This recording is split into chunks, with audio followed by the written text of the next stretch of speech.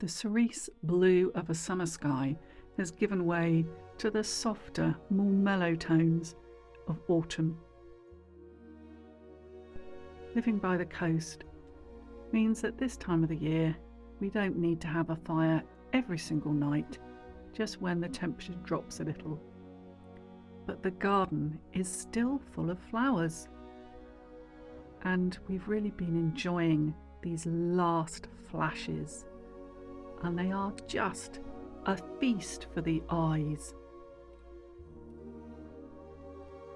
and an important source of nectar and pollen for late insects.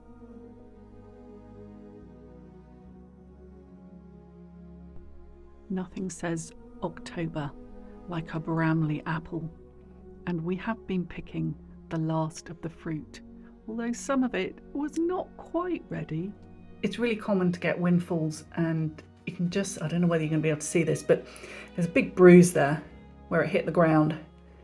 And this is not going to store, so I'm going to use this right away. There's probably going to be quite a lot of bruised fruit, so I'm going to have to cut that out.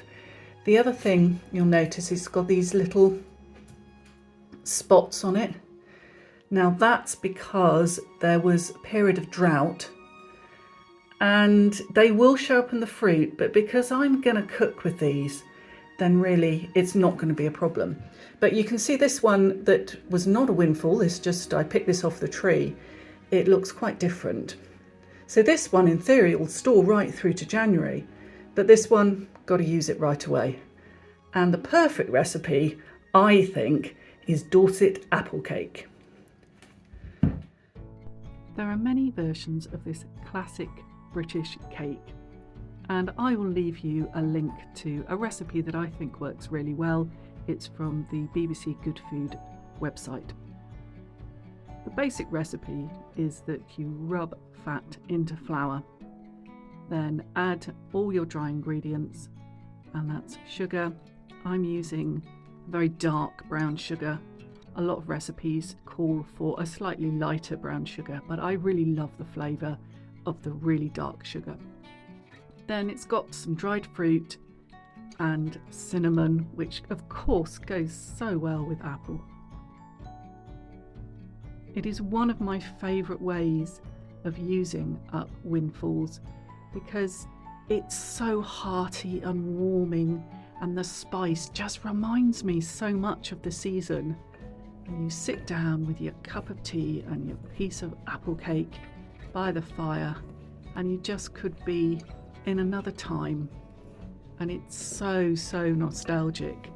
I just think of my grandmother and enjoying an afternoon of tea and cake after a walk on a lovely October autumn day.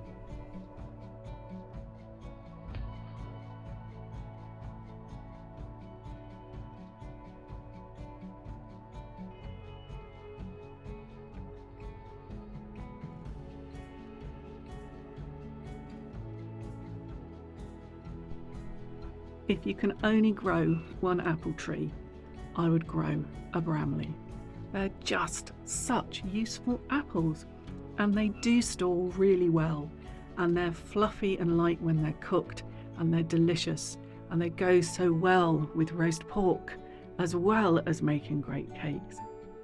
As I was peeling this, I was thinking about the people that have gone before me and how this apple would have been part of their culture and also their economy. And in a cottage economy, the peelings would have gone to the cottage pig to get him juicy and fat and ready for the winter feast. But these days, I don't keep pigs, but I do keep earthworms, so these peelings will go to feed my earthworms to create compost, which will go back onto the soil and create a mulch for those apples, and so help for next year's crop. Another perfect October activity is reading a book, and I have been enjoying The Domestic Revolution, how the introduction of coal into homes changed everything. and it is a history book, and it was written by a lady called Ruth Goodman. If you live in the UK, you've probably heard of Ruth Goodman. She is known as the Queen of Living History. She is an academic and a historian, but she also makes incredible television programmes where she actually steps back in time and cooks the way we would have cooked 100 years ago or 200 years ago. She's also made lots of programmes about farming in history, and the book is written really well, and I'm really enjoying it. One of the things I'm really enjoying about this recipe is that you don't need to have an electric whisk or an electric beater of any sort, because it is just all by hand. And once the dry ingredients are all mixed together, you just add your liquid, egg and milk, and mix it together, and then it's ready for your pre-lined tin and into the oven.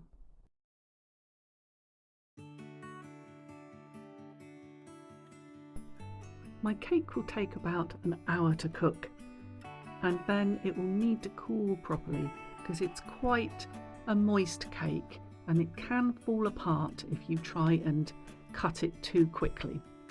So once it comes out of the oven, I'm going to let it just sit, and I'm going to take that opportunity to go for my afternoon walk. The colours are starting to change in the woodlands, and there's fruit on the trees and the bushes. So I really hope you'll join me as I go for a little stroll in the countryside.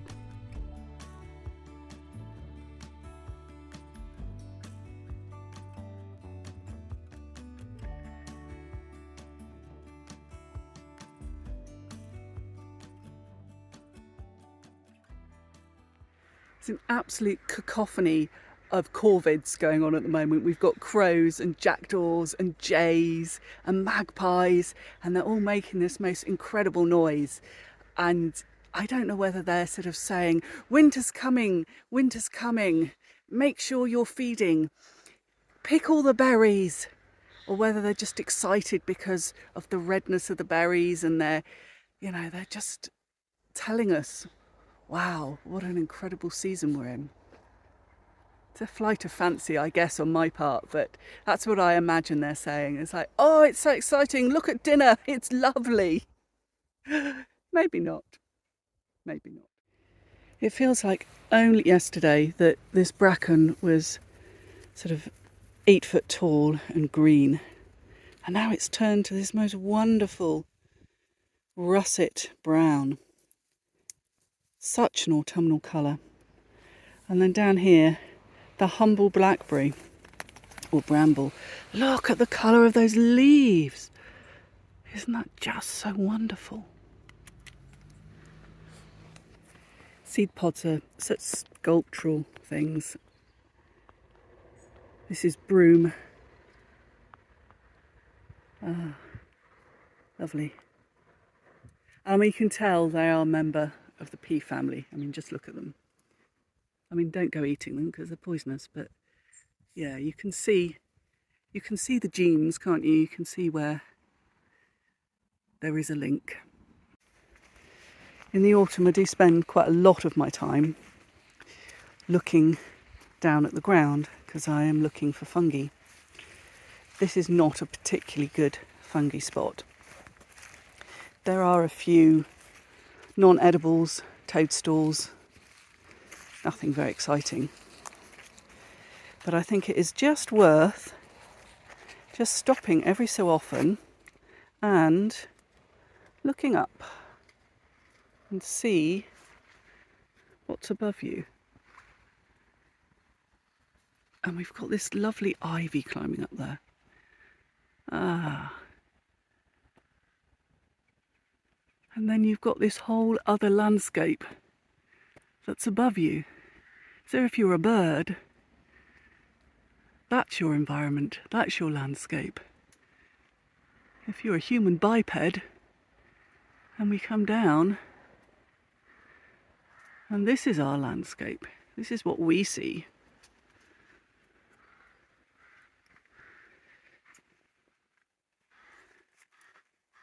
and off down the path. And look, already the gorse is flowering again. It doesn't have that same smell that it has in May and June. It doesn't smell of pina colada, but it's still a very important bee plant.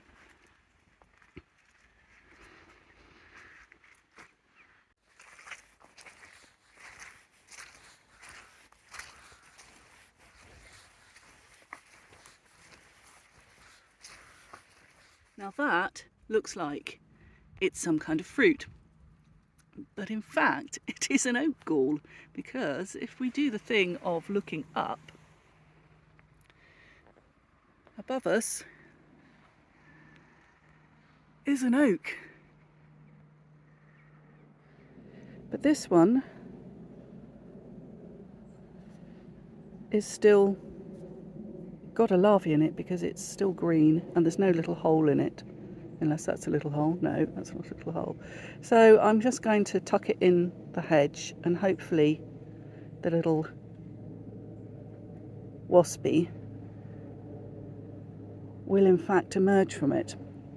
And I've spoken about oak galls before, is that don't collect them unless they're brown and they've got a little tiny hole in, and I'll go when I'm back in the house, I'll show you what one looks like.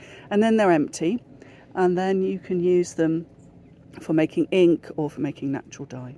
But that one, going back in the hedge. And still we've got some flowers. My goodness.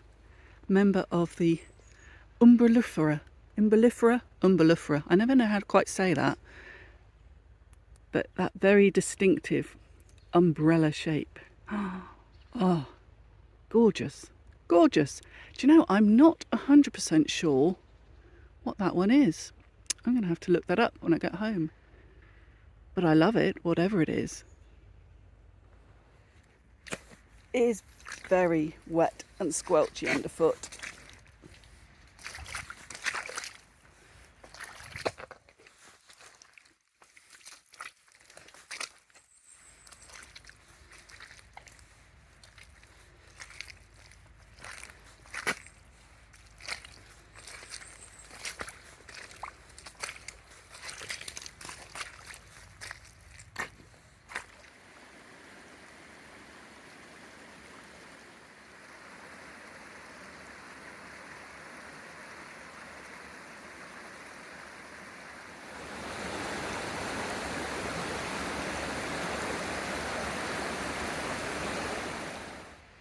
So that's it, we're just about at the end of our walk, and you can probably hear the stream in the background. I hope you enjoyed that. I certainly did, and I think it's really important just to stop sometimes and not do the right, I must get from A to B in a set amount of time, and just enjoy your environment. And it doesn't have to be a country environment, it can be an urban environment as well. When I used to work in Bristol, one of the things I did on my lunchtime was I used to just do that thing of looking up, and incredible buildings with amazing history and just such little details that if you were just on a mission to kind of get from the office to the sandwich shop and back, you wouldn't even notice. So I really encourage you to just every so often, and maybe you can't do it every day, I'm lucky I can, is, you know, just stop and go for a walk and hear the sounds, look at your feet. But most importantly, look up. There's so much up there.